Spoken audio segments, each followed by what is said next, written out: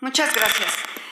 Debido a la necesidad que ya se comentó y al incremento, y siendo un hospital de tercer nivel, tenemos ante nosotros un problema muy importante como son los niños mórbidos con peso excesivo. ¿Qué era nuestro protocolo? Ver la eficacia y seguridad de la cirugía bariátrica, pero ¿en quiénes? En los niños adolescentes que tuvieran un índice de masa corporal mayor de 35 con comorbilidades o 40 sin comorbilidades, pero lo importante aquí era que habían estado sujetos a 1 año y medio de manejo dietético, psicológico y de actividad física y no se hayan podido bajar de peso. De esta manera, este protocolo fue aceptado. Fue un protocolo difícil porque se tuvo que ver con mucho detalle por el Comité de Investigación y Ética de una manera muy incisiva por este procedimiento en este tipo de pacientes. Vean ustedes, empezamos en el 2008, nos tardaron 1 año en revisarlo y ya en 2009 nos dieron la aprobación. Este protocolo se hizo una enmienda, ya tiene la enmienda porque antes era con tratamiento farmacológico con sibutramina con 3 meses, cuando todavía se podía usar la sibutramina. Cuando lo íbamos a iniciar ya estaba la alerta y se prefirió cambiarlo y hacer la enmienda y quedar así de esta manera para el tratamiento de nuestros pacientes. Y ya se definió que era la obesidad, el exceso de grasa acumulado de tal manera que afecta a la salud. Y nuestra justificación, ya nos las han dicho, cuando está incrementado esta patología, cuando la ingesta es excesiva, el gasto disminuye y la epidemiología que teníamos en México, esto es a nivel mundial, pero en México que nos importaba mucho el incremento tan alarmante que teníamos, era necesario y se justificaba hacer un protocolo de investigación y ver la seguridad y eficacia de esto. Esto porque entonces 1 de cada 3 niños y adolescentes tienen sobrepeso y obesidad.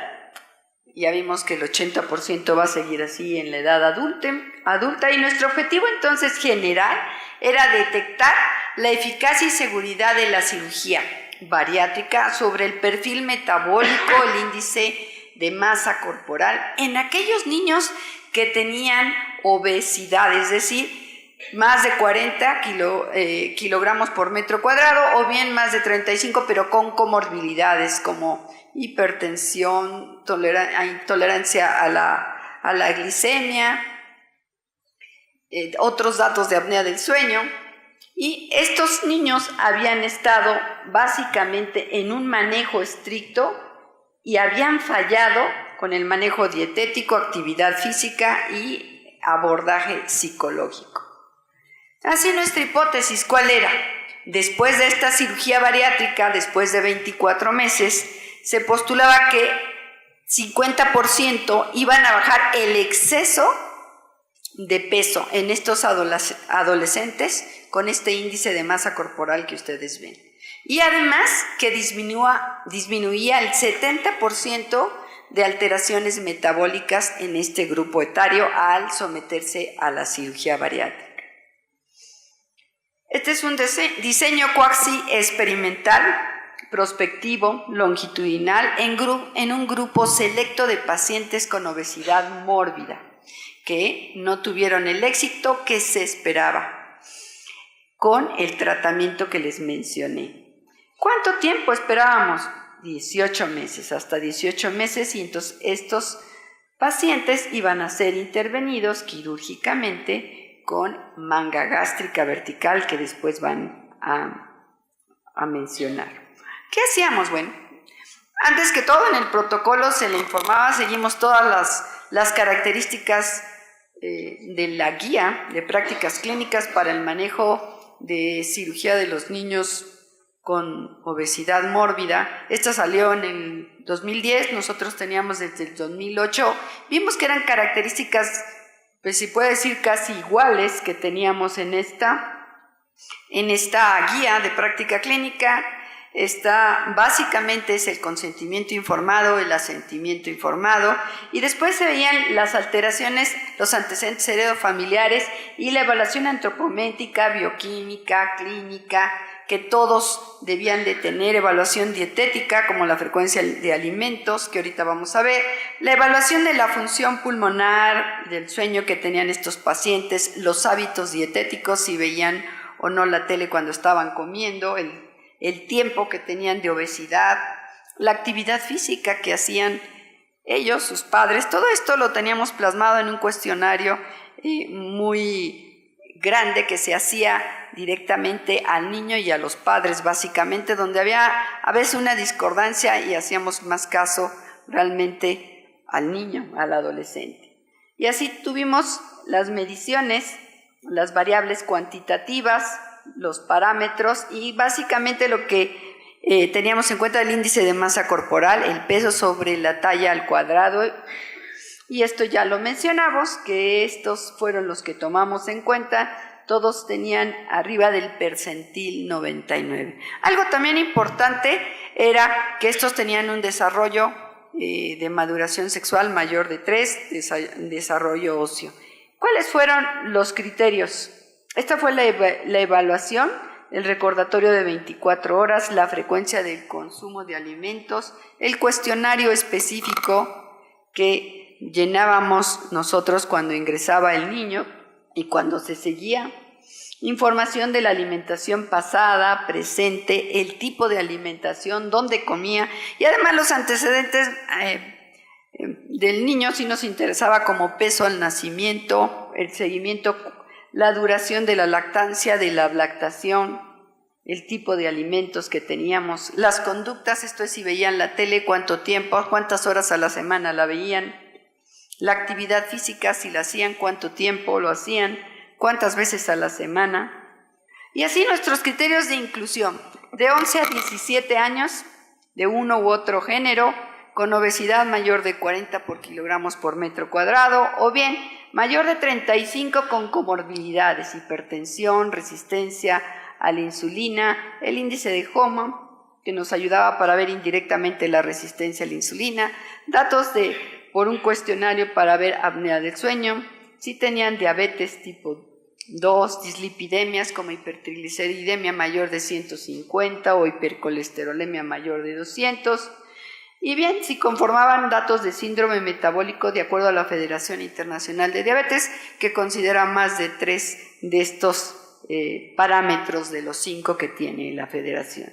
Ausencia de enfermedad metabólica, sí, teníamos que buscar endocrinopatías, que tuvieran una evaluación psicológica favorable, que eso realmente nos costó un poco de trabajo, porque muchos de nuestros niños cuando llegaron, nosotros estamos reclutamos a muchos pacientes. Les puedo decir que hemos reclutado alrededor de 220 pacientes. Y de estos pacientes, no está muy estricto los criterios para la cirugía. Vamos comenzando. Este protocolo, como les decía, en el 2008 se hizo, en el 2009 se acepta y en el 2010 se empieza a correr. Y hemos tenido algunas vicisitudes que ya les comentarán, y además que es muy estricto los criterios, o sea, no es cualquiera, no entra cualquiera. Entonces vean por qué ustedes dentro de los criterios, pues muchos de nuestros niños habían intentado suicidarse y tenían una calidad de vida muy mala. Fracaso en el tratamiento, esto ya por 1 año y medio, y el desarrollo puberal y maduración, o sea, que era muy importante que tuvieran. ¿A quién eliminamos? Bueno, aquellos que teníamos que prepararlos para que no estuvieran más de 50, porque el riesgo anestésico, quirúrgico, las complicaciones que llevaba este índice de masa corporal. Ausencia de la adherencia también era muy importante. Síndromes ya diferentes, genéticos, somatodismórficos, retardo mental, alteraciones del sistema nervioso que estuvieran con medicamentos, que muchos dan hambre, cardiopatías mal controladas, endocrinopatías, como alteración de tiroides, diabetes tipo 1, insuficiencia hepática, uso de medicamentos triacíticos, anticomiciales, carbamazepina, ingestión de alcohol o enervantes, drogas, asma mal controlada clasificada de acuerdo al DINA 2006, infecciones antes de 4 semanas historia de obstrucción intestinal, alteraciones de la motilidad esofágica de manera importante. Estos eran básicamente los criterios de exclusión, por lo que ustedes están viendo que era muy estricto que entren a los pacientes, debían de cumplir ciertos requerimientos como lo mencioné. Eliminación, ¿sí? Si había criterios de eliminación, quiere decir que durante el seguimiento no tuvieran, o sea, que abandonaran, y les puedo decir que dentro de nuestros pacientes que han llegado, o sea, esos 200 no es que hayan llegado 220 mórbidos, no, me referí mal, 220 obesos, dentro de los cuales alrededor de 40 son mórbidos. Ahora, ¿cuántos han seguido? Tenemos la casuística que mencionó el doctor Robinson, 30% bajaron, 30% siguen igual, 30% inclusive suben de peso. Entonces eso es muy importante para tener en cuenta y en nuestros resultados que estamos empezando a tener.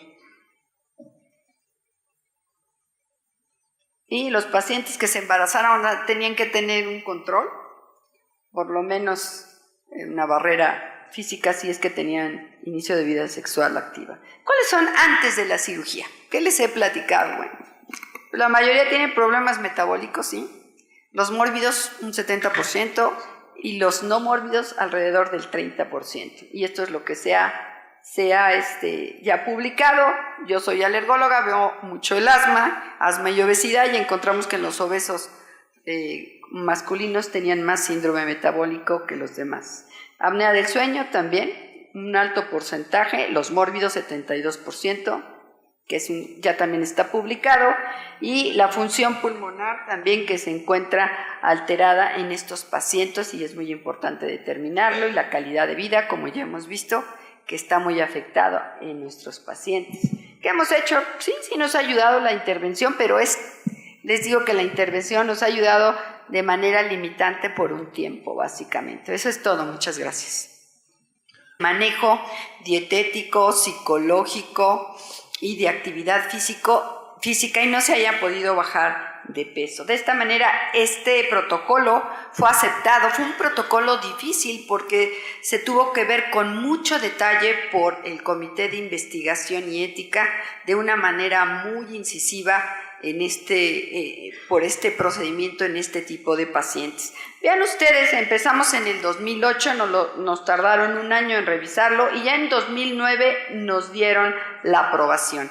Este protocolo se hizo una enmienda, ya tiene la enmienda, porque al ver la eficacia y seguridad de la cirugía bariátrica, pero en los niños adolescentes que tuvieran un índice de masa corporal mayor de 35 con comorbilidades o 40 sin comorbilidades, pero lo importante aquí era que habían estado sujetos a 1 año y medio de... Muchas gracias. Debido a la necesidad que ya se comentó y al incremento, y siendo un hospital de tercer nivel, tenemos ante nosotros un problema muy importante como son los niños mórbidos con peso excesivo. ¿Qué era nuestro protocolo? Antes era con tratamiento farmacológico con sibutramina con 3 meses, cuando todavía se podía usar la sibutramina. Cuando lo íbamos a iniciar, ya estaba la alerta y se prefirió cambiarlo y hacer la enmienda y quedar así de esta manera para el tratamiento de nosotros.